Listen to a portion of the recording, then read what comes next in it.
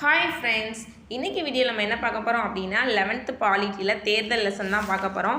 Already 12th பாலிட்டியில் first lesson video போட்டிருக்கேன். பார்க்காதவங்க இதுக்கு முன்னாடி இருக்க வீடியோ பார்த்துட்டு கண்டினியூ பண்ணுங்கள். வீடியோக்குள்ளே போகிறதுக்கு முன்னாடி this video sponsor by Educast. எஜுகேஸ்ட்டில் செல்ஃப் பேஸ்டான நிறையா கோர்சஸ் இருக்குது. டிஜிட்டல் லெவலை பற்றி நம்ம A to Z வரை எல்லாமே தெரிஞ்சுக்கலாம். உங்களுக்கு தேவைன்னா கீழே டிஸ்கிரிப்ஷனில் லிங்க் இருக்குது, நீங்களும் செக் பண்ணிட்டு ஜாயின் பண்ணி. The struggle to find courses that truly speak your language, it's finally over.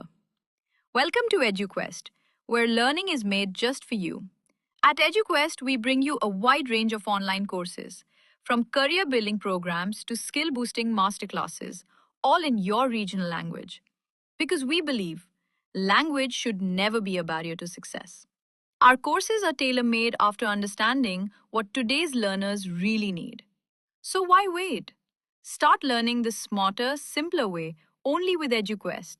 Visit eduquest.courses and explore your next course today.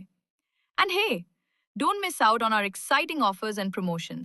தேர்தலில் வந்து முக்கியமான பாயிண்ட்ஸ் மட்டும் சொல்கிறேன். தேர்தலில் பகுதி என்னென்னா 15, உறுப்பு 324 to 329. தேர்தலில் வாக்குரிமை என்ற சொல் என்ன சொல், என்ன லாங்குவேஜஸ் கேட்பாங்க, ஆங்கிலம் ஃப்ரெஞ்சு கலந்த சொல், அதை மட்டும் நோட் பண்ணிக்கோங்க. அடுத்த பாயிண்ட் என்னென்னா, நம்ம இந்தியாவில் தேர்தலில் எந்த முறையை பின்பற்றுறாங்க அப்படின்னா, முதலில் நிலையை கடந்து செல்லுதல், அதாவது FPTP. அதை ஆட் அண்ட் நோட்டில் கேட்கலாம். முதல்நிலையா இல்லை தொகுதி வாக்கா, கட்சி தொகுதியா, மாற்று வாக்கான்னு கேட்கலாம். அந்த பாயிண்டை நோட் பண்ணிக்கோங்க. இப்போ இரு சுற்றுமுறை அப்படின்னா ஒரு வாரம் அல்லது 15 நாட்கள் இடைவெளியில் ஒரு வாரம் நடத்துவாங்க, அது 15 நாள் லீவ் விடுவாங்க, அடுத்து நடத்துவாங்க. அதுதான் இரு சுற்று வாக்குமுறை அப்படின்னு சொல்கிறாங்க. அதுக்கடுத்து தேர்தலில் வயசு 21லேருந்து 18 எப்போ மாற்றினாங்க அப்படின்னா 1988 61ஆவது சட்டத்திட்டப்படி 21லேருந்து 18 வயசாக மாற்றினாங்க அப்படின்னு சொல்கிறாங்க. அடுத்து இந்த பாயிண்ட் ரொம்ப ரொம்ப முக்கியம். இந்த பேராகிராஃப்லேருந்து நிறையா தடவை கொஸ்டின் கேட்டிருக்காங்க. அதாவது என்னன்னு சொல்லலாம், இந்தியா சுதந்திரத்துக்கு பின்ன ஃபஸ்ட்டு தேர்தல் 1951 52 அக்டோபர் 25 டு பிப்ரவரி 21 வரை நடந்துச்சு.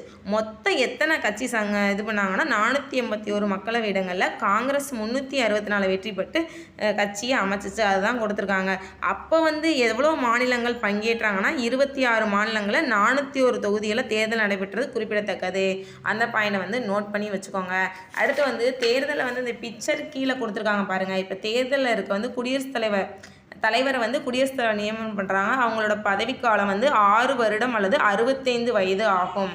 அதை நோட் பண்ணி வச்சுக்கோங்க. ஓகேவா? அதுக்கடுத்த கொஸ்டின், காவல்துறையில் விசாரணை இருக்கும் ஒருவர் சட்டமன்ற அல்லது நாடாளுமன்ற தேர்தல் போட்டியிட முடியாது. அதை ஒரு தீர்ப்பாக சொல்லியிருக்காங்க ஜூலை 11, 2013. அந்த பாயிண்ட் ரொம்ப முக்கியம். அடுத்து தலைமை தேர்தல் அதிகாரி CO அப்படின்னா ஒரு மாநில அல்லது யூனியன் பிரதேசத்தில் தேர்தல் பணியை மேற்பார்வையிடுவர் தான் தலைமை தேர்தல் அதிகாரி அப்படின்னு சொல்லியிருக்காங்க. நெக்ஸ்ட்டு இந்த கட்டத்திலிருந்து நிறையா தடவை கொஸ்டின் கேட்டிருக்காங்க. ஃபுல்லாக வருஷம்தான் இருக்கும், ஆனால் நோட் பண்ணி வச்சுக்கோங்க. இப்போ தார் குழுனா 74, 1974. இந்திரஜித் குப்தா குழு, இதுதான் நெக்ஸ்ட்டு போன தடவை கொஸ்டின் கேட்டிருந்தாங்க 1998. அந்த தேர்தல் ஆணையத்தை 3 பேர் இருக்கணும் பரிந்துரைத்த குழு எது அப்படின்னா 1993 அந்த குழு தான் பரிந்துரைத்திருக்கு அப்படின்னு சொல்லி எக்ஸ்ட்ரா ப்ரீவியஸ் இயர் கொஸ்டினில் கொடுத்துருக்காங்க. அதனால் பக்கத்தில் நான் எழுதி வச்சுருக்கேன். ஓகேவா? அடுத்து முக்கியமான ஒரு இயர் மட்டும் பார்த்துக்குருவோம். இப்போ தபால் வாக்கு அதோட இயர் என்னன்னா 1999. வெளிநாட்டில் இருக்கவங்களுக்கும் வாக்குரிமை போடலாம் அப்படின்னு சொல்கிறது 2010. தேர்தல் செலவுக்கான உச்சவரம்பு எந்த வருஷம் அப்படின்னா 2011. அதுக்கடுத்து கட்சித்தாவல்னால் ஷார்ட்டாக சொல்கிறேன். 52ஆவது சட்டத்திருத்தம் 1985.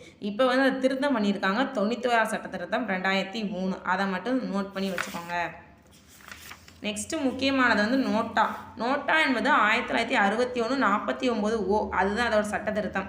அதுக்காக நம்ம ஒரு ஃபார்ம் ஃபில்லப் பண்ணணும். அந்த ஃபார்ம் 17A இருக்குது. இந்த கொஸ்டின் ஆல்ரெடி குரூப் 1ல் கேட்டிருக்காங்க, அதனால் நல்லா பார்த்துக்கோங்க. ஓகேவா?